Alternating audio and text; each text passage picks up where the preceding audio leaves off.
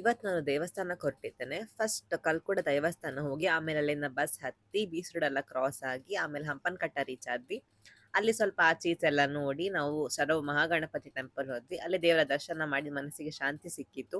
ಆಮೇಲೆ ಅಲ್ಲಿಂದ ಎಕ್ಸಿಟ್ ಆಗಿ ಸಾಯಿ ಪ್ಯಾಲೇಸ್ಗೆ ಬಂದೆ ಏನಾದ್ರು ತಿನ್ನುವ ಅಂತ. ಅಲ್ಲಿ ನಾನು ಪನ್ನೀರ್ ಟಿಕ್ಕಾ, ಸೂಪ್, ಬಿರಿಯಾನಿ, ಜ್ಯೂಸ್ ಎಲ್ಲ ಆರ್ಡರ್ ಮಾಡಿದ್ವಿ. ಎಲ್ಲ ಚಂದ ಇತ್ತು ಟೇಸ್ಟ್, ಬಟ್ ವೇಟಿಂಗ್ ಟೈಮ್ ಸ್ವಲ್ಪ ಜಾಸ್ತಿ ಇತ್ತು. ಬಟ್ ಪರವಾಗಿಲ್ಲ, ನಾನು ಫ್ರೆಂಡ್ಸ್ ಜೊತೆ ಹೋದ ಕಾರಣ ನಂಗೆ ಟೈಮ್ ಪಾಸ್ ಆದದ್ದು ಗೊತ್ತಾಗ್ಲಿಲ್ಲ. ಅಲ್ಲೇ ಸ್ವಲ್ಪ ಮಾತಾಡಿ ಫೋಟೋಸ್ ಎಲ್ಲ ಕ್ಲಿಕ್ ಮಾಡಿ ಟೈಮ್ ಪಾಸ್ ಆಯ್ತು. ಆಮೇಲೆ ಅಲ್ಲಿಂದ ಎಕ್ಸಿಟ್ ಆದ್ವಿ.